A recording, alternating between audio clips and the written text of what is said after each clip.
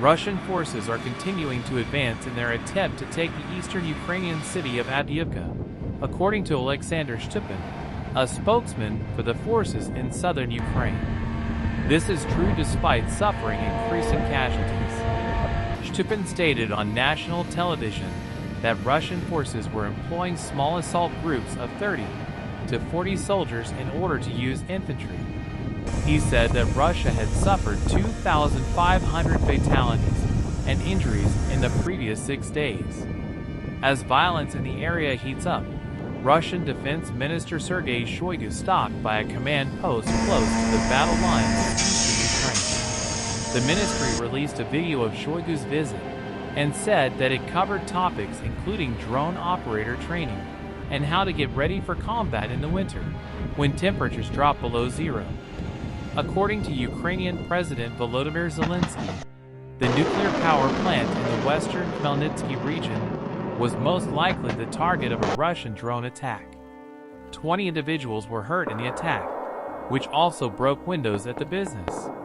The explosions from the drone strike had no effect on the plant's ability to operate or connect to the grid, according to the International Atomic Energy Agency, the UN's nuclear watchdog. Zelensky had before threatened to retaliate against Ukraine should Moscow launch an air campaign meant to destroy the country's power infrastructure in the winter. Following Russia's strike on electrical infrastructure last year, millions of Ukrainians experienced widespread power outages in below-freezing conditions. We're getting ready for an attack on electricity infrastructure by terrorists. Zelensky replied on Telegram, "This year we will not only defend ourselves, but we will also respond." The governor of the southern Kherson region of Ukraine, Alexander Prokudin, reported that a Russian bomb went off early on Wednesday morning in a residential sector of the city of Berislav, killing one person. In the preceding 24 hours, 35 airstrikes had been launched against the Kherson region by Russian forces, according to Prokudin. The Russian military reported that 2 long-range US-made attack missiles fired at Russian targets by Ukraine were intercepted by its air defense forces. It didn't offer any more information. The former president and deputy head of Russia's Security Council, Dmitry Medvedev, announced that 385,000 recruits had joined the armed forces this year. The military has enticed people to enlist by offering generous pay and welfare benefits. In a social media video, Medvedev declared, "More than 1,600 people are signing a contract with the armed forces every day." A bill to withdraw Russia's ratification of the Comprehensive Nuclear Test Ban Treaty, CTBT, was approved by lawmakers in the upper house of parliament with unanimous votes.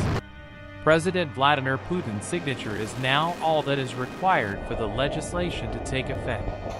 Giorgia Meloni, the Prime Minister of Italy, stated that Europe must not make the mistake of lessening its collective support for Ukraine prior to a summit of EU leaders. The summit that takes place in Brussels on Thursday will mark the first time that the 27 national leaders of the EU have met face-to-face since the Israel-Hamas war began on October 7. According to the Kremlin, Russia has effectively demonstrated its capacity to launch a large nuclear strike in retaliation by land, sea, and air. During the practice, missiles were fired from long-range bomber aircraft, a nuclear submarine, and a land-based silo.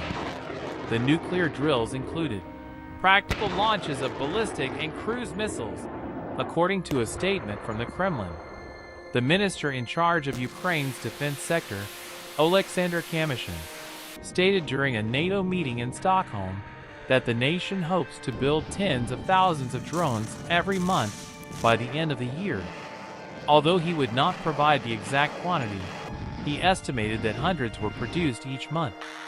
As supplies of military hardware supplied to Ukraine by the U.S. and other Western nations are refilled, arms manufacturers are reporting profits above market estimates.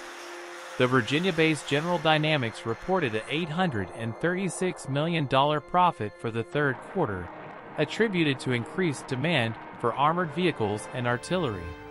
The drone manufacturer Fluor Systems is owned by California-based Teledyne, which announced $198.6 million in third-quarter earnings and increased its full-year growth projection. According to Rheinmetall, sales of guns and ammunition in Germany were predicted to raise third-quarter profit to €191 million, $201.89 million. On November 9th, the figures will be formally announced.